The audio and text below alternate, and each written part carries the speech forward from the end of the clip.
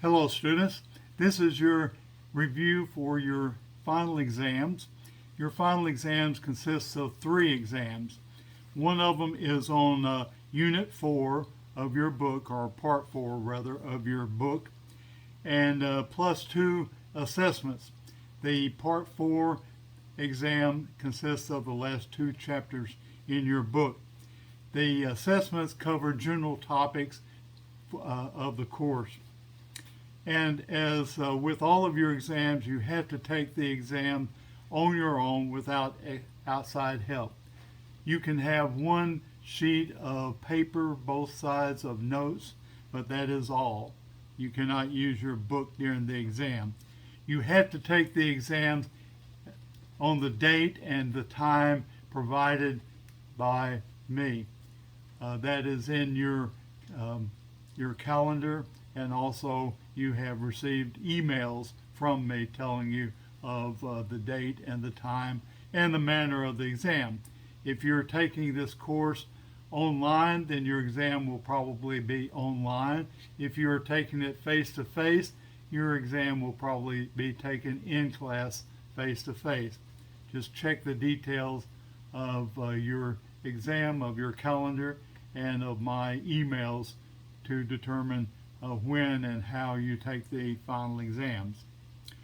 Okay, you know that there are 2 types of money policy that the government uses. One is fiscal policy. Fiscal policy has to do with setting of taxes and regulations, and when the economy is slow, then the government can cut taxes to help stimulate the economy, or if the economy is getting too hot, the government can decrease the expenditures in order to stimulate the economy, or in order to control the economy. Monetary policy is the control of the supply of money, which is usually controlled by the Federal Reserve System. Federal Reserve will increase the interest rates if there's too much inflation, and decrease them if the economy is lagging. Okay, the income tax is known as a progressive tax because the more income people make, the higher the tax rate is. Keynesian economics: a government can pull an economy out of a recession by stimulating demand and creating a cycle of increased production and jobs. That was named after an economist named John Maynard Keynes. Supply side economics has to do with reducing the marginal rate of taxation. In other words, if we reduce tax on businesses, then that is called supply side economics. That there will be more jobs created. Economists have debates over that, whether that is true or not. Some say it's more demand driven, that if you increase the demand for goods, then businesses will increase their workforce, and that will stimulate the economy. But supply side economics is generally defined as reducing the tax rate that will promote higher levels of work and investment. If the government spends more than it brings in revenue, it creates an unbalanced budget, and it creates a deficit spending. The fact that Coca-Cola, for example, costs a nickel in 1959 and $1.50 today is an example of inflation. So when things cost more than they used to, that's called inflation. Generally, it's considered that some inflation is good for the economy. It promotes growth in the economy. But if there's too much inflation and prices are going up too fast, then the government will consider stepping in to reduce the supply of money in the economy through taxation, regulation, or the Federal Reserve through monetary policy of increasing the tax rate to decrease the money supply.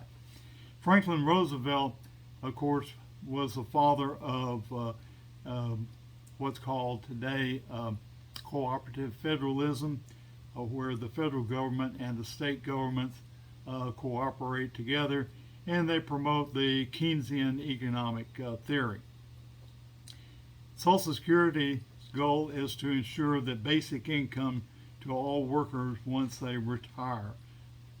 Social Security also provides benefits for younger people whose parents die or become disabled, or if they become disabled, because disability can strike at any age. A means-tested benefit means that your income is going to be looked at in order to determine whether you qualify for some benefit from the government. Unemployment insurance is a contributory program because a tax is earmarked for unemployment, and it's funded by federal and state governments. It's a contributory program.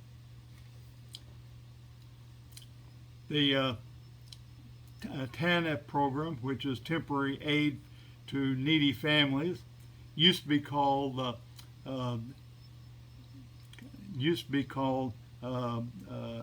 another name, which had to do with aid to families with dependent children, AFDC.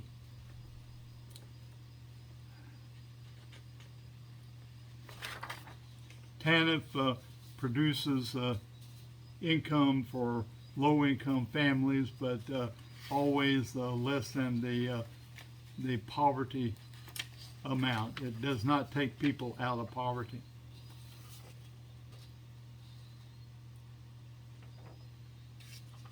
Medicaid provides an in-kind benefit. If you qualify for Medicaid, you get medical services. Social Security is a very costly program. It's a very popular program because basically most people, when they receive or reach retirement age, they will qualify for Social Security. The level of benefit depends upon your earnings during your productive years. The Great Depression changed attitudes toward welfare because it was realized that poverty could be caused by a federal or a flawed economic system and not just by personal responsibility. That the Great Depression was so widespread that it wasn't the fault of the individual people. They didn't bring it on themselves. It was a flaw in the economic system. Medicare is a contributory program because there is an earmarked tax paid to fund it. If you work, you will notice that you have tax taken out of your paycheck, and part of that tax is for Medicare. So it is a contributory program, just like Social Security. If you are working, you will notice your paycheck will have a deduction for something called FICA, which stands for Federal Insurance Corporation of America, or Social Security. And these programs, like Medicare, were established in 1965. And you wonder, well, what did people do before then? Well, they just had to do for themselves. They did not have the government help that they enjoyed after the 1960s. Social Security works on the basis that people who are working today and paying into the system will essentially be funding the benefits of people who are retired and who are either not working or are working part-time or what have you. And so when you when you get to be retirement age and you are drawing Social Security, people younger than you who are still working and paying tax are going to be funding your benefits. And these programs have been effective because the poverty rate of elderly people has declined substantially since these programs went into effect. Okay. The TANF program, however, is what would be called a non-contributory program because there's no specific tax that is earmarked to pay for it, to fund it. The Affordable Care Act, also known as Obamacare, the key portion of it is called the mandate. That provided that every person had to have medical insurance. Every person who qualified for government assistance had to have it. And it was called Obamacare or the Affordable Care Act.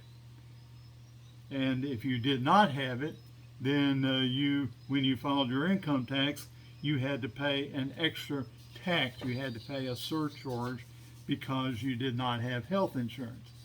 Why was that? Well, because everyone is going to, if you live long enough, you're going to have major medical coverage of some sort because, as you get older, you develop diseases and sicknesses, and you may become hospitalized.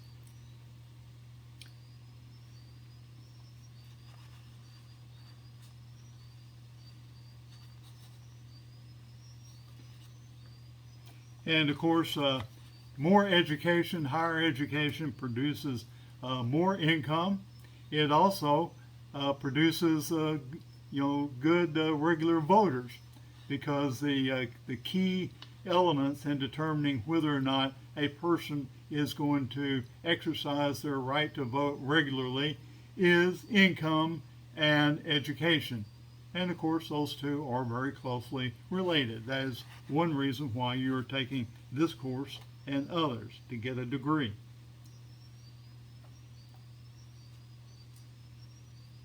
Public funding for colleges have reduced funding for higher education. States have reduced funding for higher education. That is why, when and if you go to a four-year college, you're going to be paying substantial tuition, even if you're going to what is called a state-supported institution, like, for example, the University of Houston or Stephen F. Austin or UT. These are state-supported universities, but still the tuition is much higher than it used to be. And of course, this is all a political decision. It's a decision of state legislatures how much funding they are going to give to the colleges and universities in their state. And the more funding they give, the better off you are on the amount of tuition you're going to have to pay. But if they don't keep up the funding of higher education as the costs of it increase, then they have to get the money from somewhere, and that will be from students' pockets.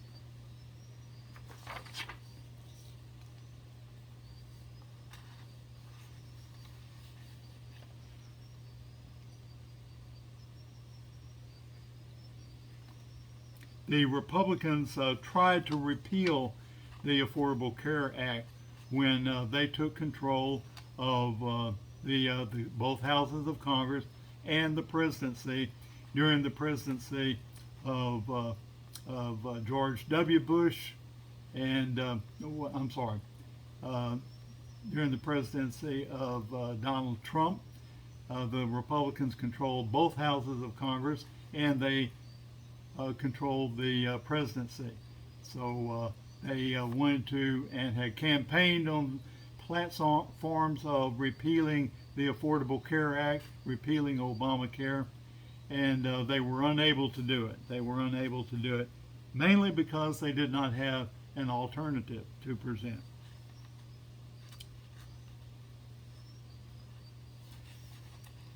housing programs were first created by the federal government during the Great Depression.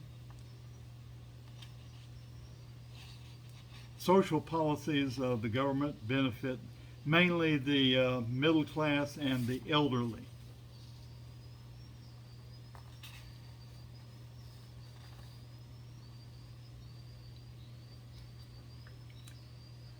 Okay, groups in society, interest groups that are the most powerful are those who have the strongest membership, and they control their membership and get them to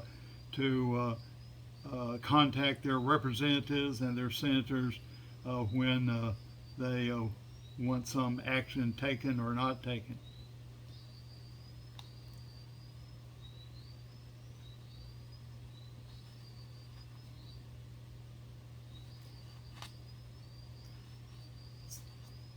There's something called a preventive war, which is when two sides in an international conflict both possess enormous arsenals of nuclear missiles that each has the ability to destroy the other. Then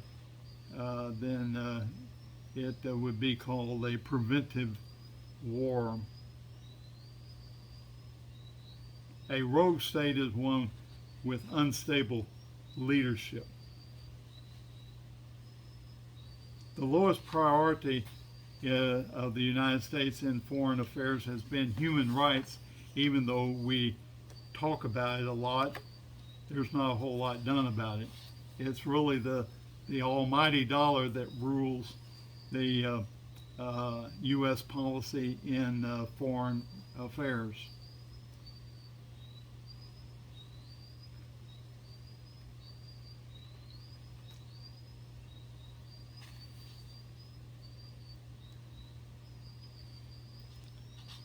And then you have something called non-state actors. You have like terrorists, which are a much bigger threat today than they have ever been before. And these are people who are not necessarily sponsored by any government, but they do terrible things on their own or because they are members of some group that advocates violence.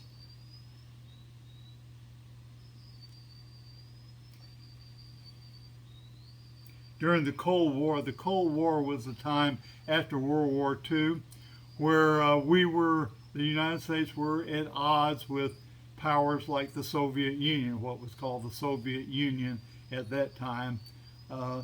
Now it's called Russia or the Russian Federation. But we developed a policy of containment and deterrence. In other words, we don't want powers that we don't like Russia, to expand, and we want to deter them because they have nuclear weapons, but so do we. So that creates a sort of a balance of power and deterrence that they don't dare use their weapons of mass destruction because they know that we and other countries have the same sorts of weapons. A president can have an agreement with the head of some other country without going through the formal treaty process that would require ratification by the Senate. That's called an executive agreement. There is an International Monetary Fund that loans money to countries that are trying to develop themselves, particularly in what's called third world countries. And also the World Bank plays a role in that as well. We promote economic aid to other countries, kind of like a carrot and stick. In other words, we offer them some assistance financially, and in return, we want them to follow a policy which we can accept.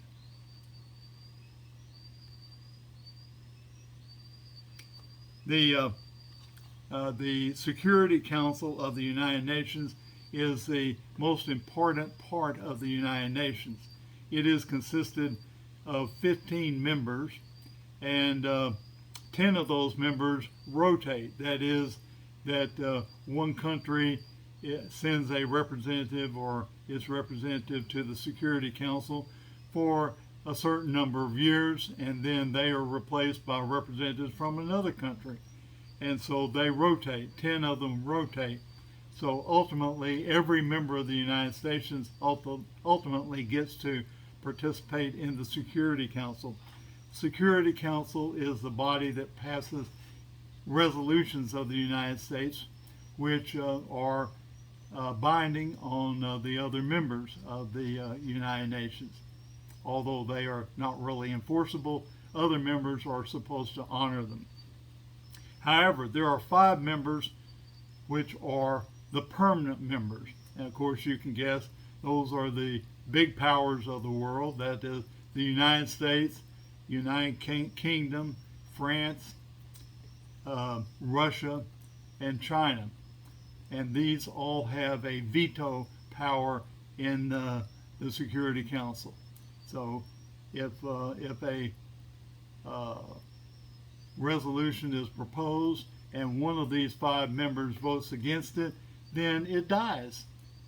Even if all the other members vote for it, and 4 of the 5 of these permanent members vote for it, if one member votes against it, then it dies. It's gone. Some people ask, well, why isn't Germany a member of the Security Council? Well, remember the United Nations was formed just after the end of World War II, at a time when Germany was not too popular in the world. In practice, sanctions, that's one strong tool of foreign policy that is used frequently, and it doesn't involve bombing anything or killing anybody. It involves putting economic pressure on countries that we feel are misbehaving, and it's sort of a carrot and a stick that we say, okay, if you will stop misbehaving, if you will stop doing these things that we don't like, we will lift these sanctions, and you will do better economically with these sanctions not being around.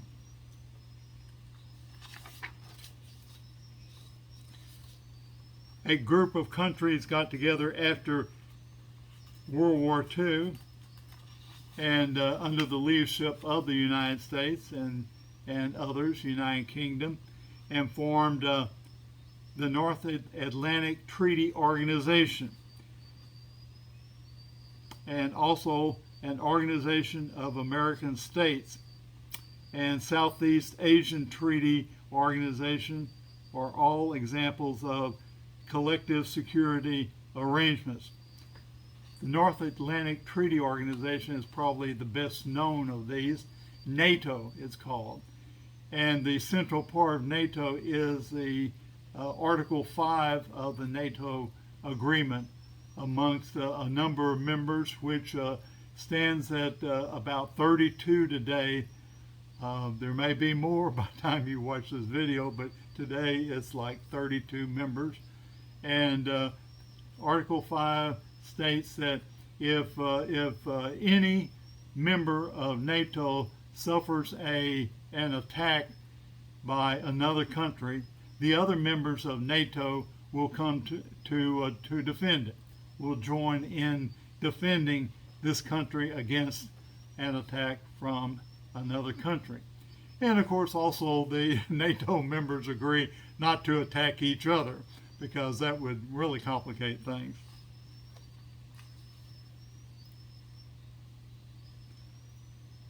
And of course we've had trouble with North Korea.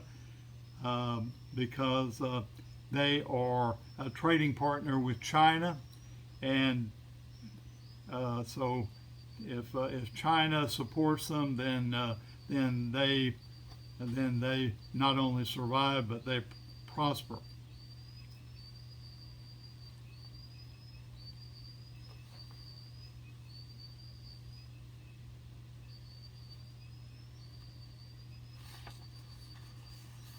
Okay, Congress is the only body that can declare a war.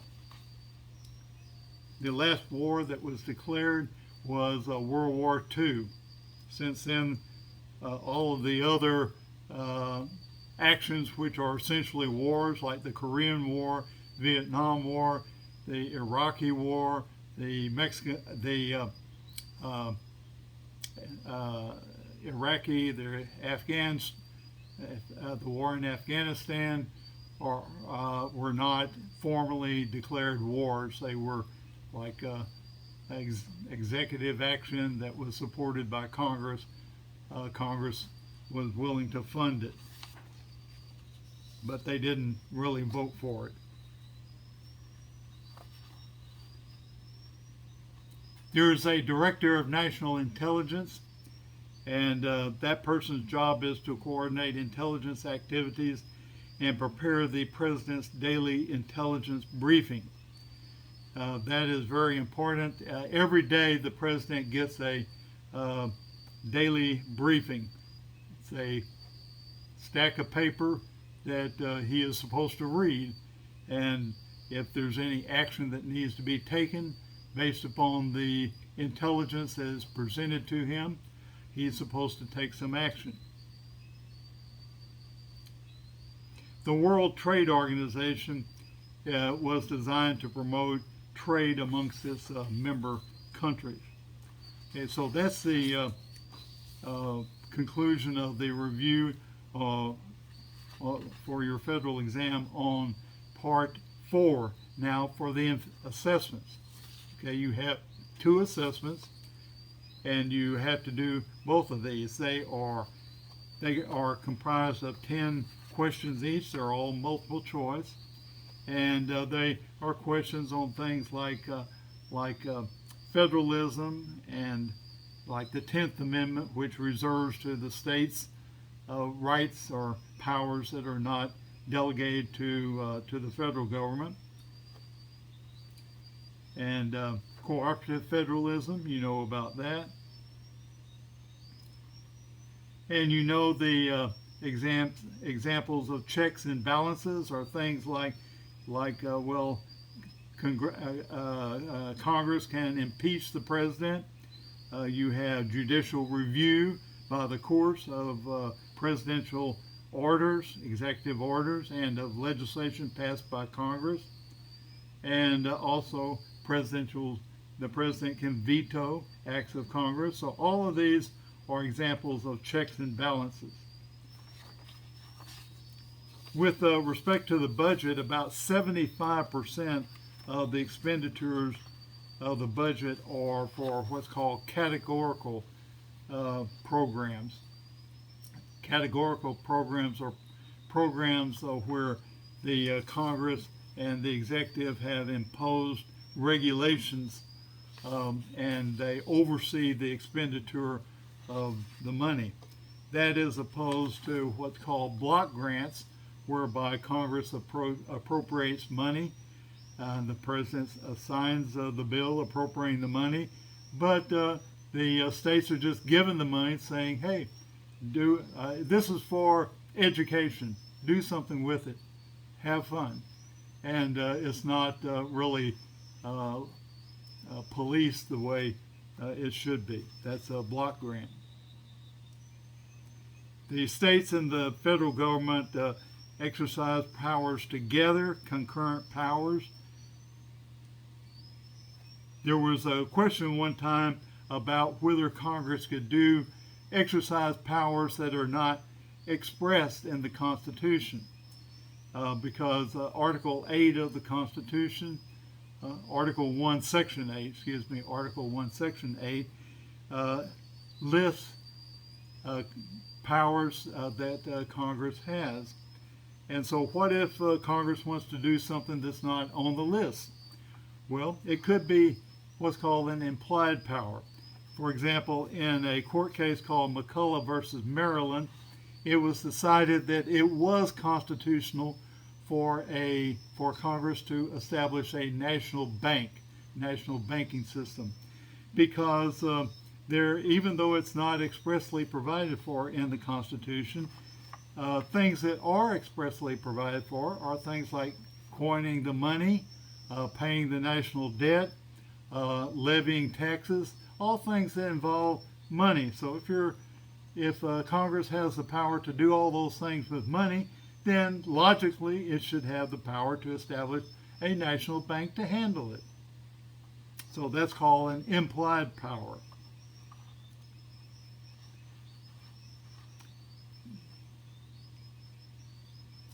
Federalism that essentially keeps the powers of the federal government and the state government separate is called dual federalism. The Republican Party normally are supporters of what's called the devolution revolution.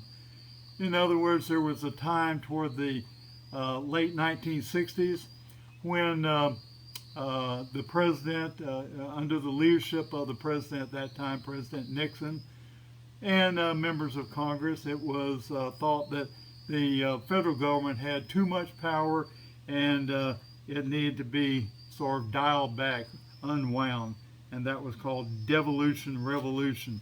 Devolution is the opposite of evolution. Evolution means things are getting more specific, more involved, more complex, whereas devolution would be the opposite, the things are simplified. Simplifying them may or may not be a good idea, but that's what devolution was about.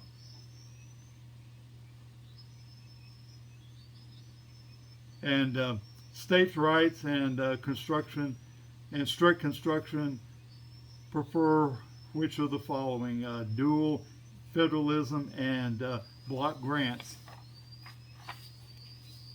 Okay, then you have the assessment 3, and it also has to do with separation of powers, that no part of the government can rule the government. Powers are separated.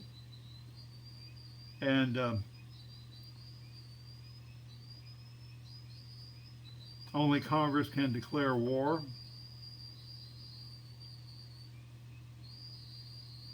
And the Senate has to ratify treaties.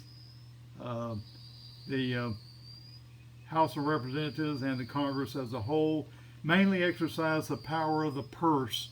They handle the money. They have to levy taxes and other taxes to raise money, and then they decide how to spend it. So they have the power of the purse. Marbury versus Madison established a principle called judicial review. Judicial review is not found in the Constitution. Nowhere in the Constitution does it say that courts can review acts of Congress or acts of the president to decide whether or not they conform to the Constitution. It doesn't say that. But in this case of Marbury versus Madison, the Chief Justice, John Marshall, and the other justices joined in and declared that, well, we are the Supreme Court. We are the highest court in the land. There's no place else that anybody can go higher than us to decide whether Congress and or the president are obeying the Constitution. So we're the people who have to decide that. And so ultimately that became known as judicial review, that the courts can review or examine acts of Congress or acts of the president to decide whether or not they are constitutional or not. How many members of or how many presidents have been impeached in the history of the United States? Well, only three. Only three. They were Andrew Johnson, Bill Clinton, and Donald Trump. Some people would say Richard Nixon. Well, he was under the microscope to be impeached, but Congress never took a vote because he decided to resign rather than allow Congress to vote to impeach him. So he did not get impeached. He resigned. James Madison, who was part of Marbury versus Madison, he was the person who designed the concept of separation of power and presented it to the Constitutional Convention. And obviously the framers of the Constitution wanted the legislature to be considered the premier branch of the government. It was the first branch created, and they gave it a lot of power. They gave it the power to raise money and to spend it, power to impeach any government official that they felt was misbehaving. Okay, to be elected president, how many electors do you have to have? How many electoral votes do you have to have? Well, the number is 270. And that concludes the review of your federal exams. For the final exams, remember you have to do all three exams. And there is a time limit, so you don't have to work real fast, but you have to work steadily. And you have to do it on your own. You cannot get any outside help. You can have a sheet of notes, double-sided, to refer to. But you cannot refer to your book. You cannot have other help from other people on the final exam. And you have to take the final exam in the manner and on the date and time provided in your calendar and also in the emails that I have sent you. Okay, have a good day and a good final. Thank you very much for watching.